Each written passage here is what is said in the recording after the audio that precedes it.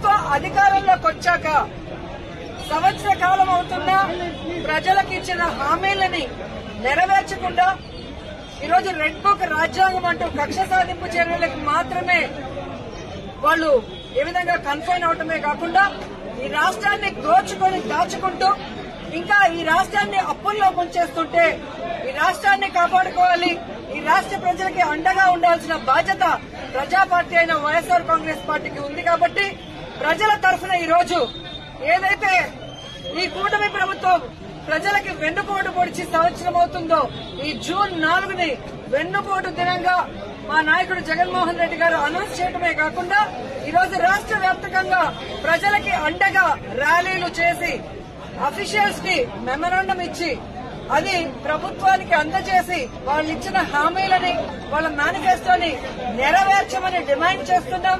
అవి నెరవేర్చకపోతే వదిలే ప్రసక్తి లేదు అని కూడా ఈ సందర్భంగా హెచ్చరిస్తున్నాం. మీరు చూస్తే ఎన్నికల ముందు కూటమి ప్రభుత్వం అంతా ఎలా ప్రచారం చేసుకుందో మనం చూసాం. ముఖ్యంగా తెలుగుదేశం పార్టీ వాళ్ళైతే వచ్చేది బాబే ఇచ్చేది బాబే. ఏమొచ్చిందయ్యా, మీకైతే పదవులు వచ్చాయి, బాబేవో వచ్చి ముఖ్యమంత్రిగా కూర్చున్నాడు, కానీ ఈ రాష్ట్ర ప్రజలకు ఏమిచ్చాడు అంటే చేతికి చిప్పిచ్చాడు, మరేమీ ఇవ్వలేదనేది రాష్ట్ర ప్రజలు గుర్తించారు. 143 హామీలు ఇచ్చాడు. 143 హామీల్లో విజయరుద్దే విస్తరాకులు కట్టుంది అనుభవం ఉందని చెప్పుకునే చంద్రబాబు నాయుడు మొదటి 6 అయినా చేశాడా అని నేను అడుగుతున్నాను. ఈరోజు చూస్తే చంద్రబాబు నాయుడు ఏరు దాటక ముందు ఏటి మల్లన్న, ఏరు దాటాక బోడి మల్లన్న చందంగా పరిపాలించిన విధానం మనకు తెలుసు. కానీ ఈ రాష్ట్ర ప్రజలు ఎలా నమ్మి మోసపోయారు, అలాగే ఈవీఎంలతో వీళ్ళు ఎలా మ్యానిపులేట్ చేసి ఈరోజు 60,000 90,000 అంటూ అసలు ప్రజలు ఓట్లేని నాయకులంతా గాల్లో గెలిచిపోయిన గాలిగాళ్లే ఎక్కువగా ఉన్నారు ఈ రాష్ట్రంలో. సో ఈ రోజు నేను ఎందుకు ఇది చెప్తున్నాను అంటే జగన్మోహన్ రెడ్డి గారు ఎన్నికల్లో చెప్పడం జరిగింది, చంద్రబాబు నాయుడు 3 సార్లు ముఖ్యమంత్రి అయినా ఏ రోజు చెప్పిన వాగ్దానాన్ని నెరవేర్చలేదు, పిల్లలిచ్చిన మామనే వెన్నుపోటు పొడిచిన వాడు, జాగ్రత్తగా ఉండండి అని. కానీ ఈవీఎంల దగ్గర మనం ఏం చేయగలం? సో ఈవీఎంలని మ్యానిపులేట్ చేశారు. కొన్ని చోట్ల అమాయకమైన ప్రజలు, రైతులు, మహిళలు కూడా జగన్ గారే ఇచ్చినప్పుడు చంద్రబాబు నాయుడు, లోకేష్, పవన్ కళ్యాణ్ ఇస్తారేమో, పవన్ కళ్యాణ్ చెప్పిన మాటలు నమ్మి చాలా మంది ఓట్లు వేయడం కూడా జరిగింది. కానీ ఈ రోజు చూస్తే సూపర్ 6 చేస్తామన్న చంద్రబాబు నాయుడు సూపర్ 6 చేశాడా అని అడుగుతున్నాను. అన్నిటికీ వెన్నుపోటు పొడిచింది నిజం కాదా అని అడుగుతున్నా. ఈ రోజు తల్లికి వందనం ఇస్తానన్నాడు, కానీ ఇవ్వకుండా వెన్నుపోటు పొడిచాడు. రైతుకు అన్నదాత ఇస్తా అన్నాడు, ఇవ్వకుండా వెన్నుపోటు పొడిచాడు. జాబ్ క్యాలెండర్ ఇస్తా అన్నాడు, ఇవ్వకుండా వెన్నుపోటు పొడిచాడు. ఉద్యోగం ఇస్తా ఇవ్వని వాళ్ళకి నిరుద్యోగ భృతి ఇస్తా అన్నాడు, ఇవ్వకుండా వెన్నుపోటు పొడిచాడు. అలాగే అధికారులకి ఐఆర్ ఇస్తాను, డిఏ ఇస్తాను అని చెప్పాడు, కానీ ఈ రోజు ఇవ్వకుండా ఎలా వెన్నుపోటు పొడిచారో మనం చూసాం.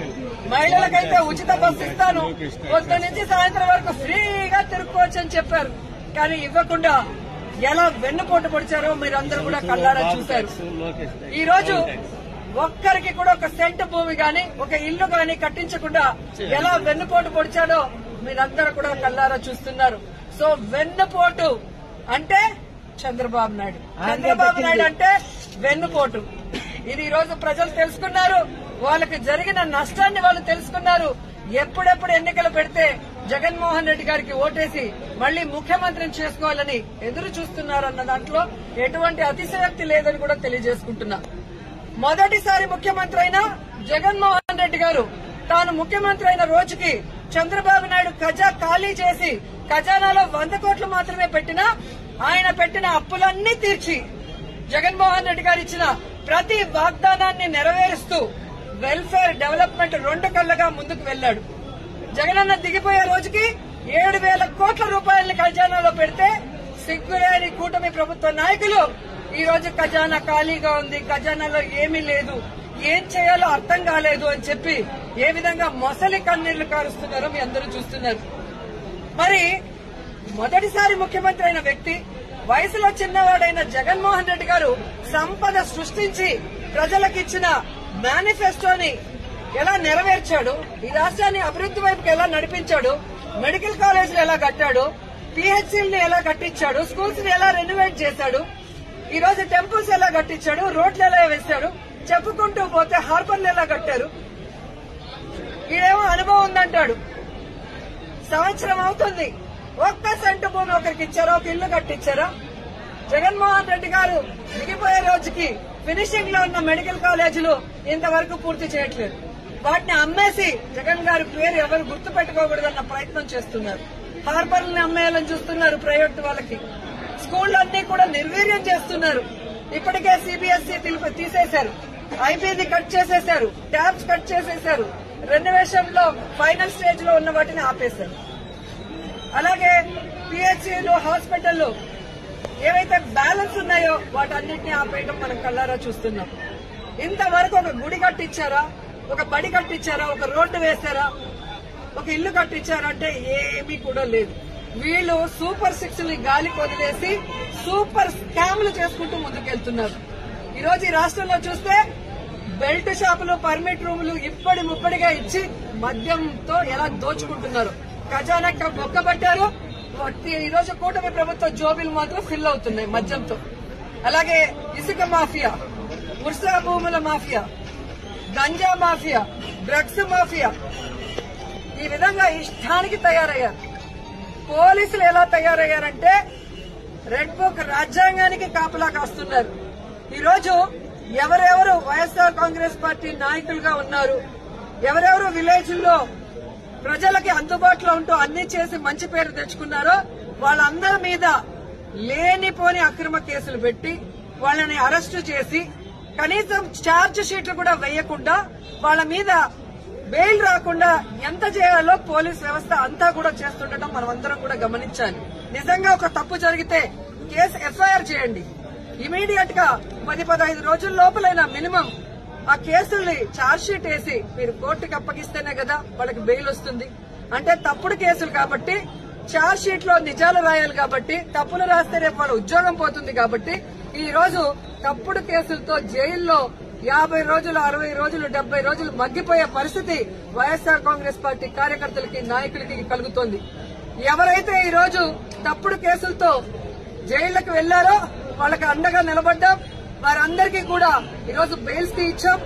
ఎవరైతే వాళ్ళ మీద అక్రమ కేసులు పెట్టి ఇబ్బంది పెట్టారో ఆ కూటమి నాయకుల్ని గాని, ఆ అఫీషియల్స్ ని గాని వదిలిపెట్టేది లేదు. మీకు రెడ్ బుక్ రాజ్యాంగం ఉంటే మాకు అంబేద్కర్ గారి రాజ్యాంగం ఉంది. అంబేద్కర్ గారి రాజ్యాంగం ప్రకారం న్యాయబద్దంగా మీ అందరినీ కూడా శిక్షిస్తామని కూడా ఈ సందర్భంగా తెలియజేసుకుంటున్నాం. అలాగే మీరు చూస్తే ఈ రాష్ట్రంలో ఆడవాళ్ల మీద ఏ విధంగా అరాచకాలు, అక్రమాలు, రేపులు, దురదృష్టకరం 3 ఏళ్ల అమ్మాయిని కూడా మొన్న మీరు చూస్తే ప్లీనరీ జరిగే ప్లేస్ లో రేప్ చేసి చంపేసి కంపల్లో వెళ్తే ఏ వంట బాగుంది అని మాట్లాడతారు. ఎంతమంది వచ్చారని మాట్లాడతాడు చంద్రబాబు నాయుడు. ఇచ్చిన సూపర్ 6 కి దిక్కు లేదు. 6 శాసనాలని చెప్పి సిగ్గు లేకుండా మళ్ళీ లోకేష్ గారు అనౌన్స్ చేస్తారు. పవన్ కళ్యాణ్ ఏమో నాకు ప్యాకేజ్ ఇస్తే చాలు, ఎవడెక్టు వచ్చినా నాకెందుకని. రాష్ట్రంలోనే కాదు పిఠాపురంలో ఆడపిల్లలు రేపైనా పట్టించుకోడు. పిఠాపురంలో ఎస్సీల్ని గ్రామ బహిష్కరణ చేస్తే పట్టించుకోడు.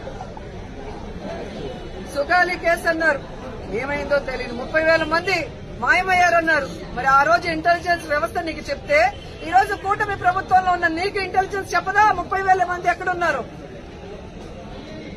చంద్రబాబు నాయుడు ఎదురుగా నించొని ప్రజలకి వెన్నుపోటు పొడిచిన కట్టప్ అయితే సైడ్ నుంచి పొడిచిన కన్నింగ్ కట్టపులు పవన్ కళ్యాణ్ అండ్ లోకేష్ అని కూడా ఈ సందర్భంగా తెలియజేసుకుంటున్నాను.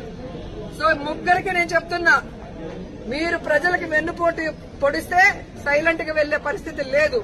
ప్రజలకి అంటగా జగనన్న ఉన్నాడు. జగనన్న వెనక మేమందరం ఉన్నాం. జగనన్న సైనికులుగా మీ ప్రభుత్వం మెడలు వంచుతాం. ప్రజలకు మీరు ఇచ్చిన హామీలు నెరవేర్చేంత వరకు ముఖ్యంగా రైతు బాగుంటే రాష్ట్రం బాగుంటుందని నమ్మిన వ్యక్తులు వైఎస్ఆర్ గారు, జగన్మోహన్ రెడ్డి గారు. రైతు బాంధవులుగా వాళ్ళకి కావాల్సినవన్నీ చేశారు. రైతుకు గిట్టుబాటు ధర ఇచ్చారు. రైతుకి పెట్టుబడి రైతు భరోసా ద్వారా రబీకి గాని, ఖరీఫ్కి గాని అందించడం మనం చూసాం. అలాగే వాళ్ళ గ్రామాల్లోనే వాళ్ళకి నాణ్యమైన విత్తనాలు గాని, ఎరువులు గాని, వ్యవసాయానికి సంబంధించిన పనిముట్లనన్నీ కూడా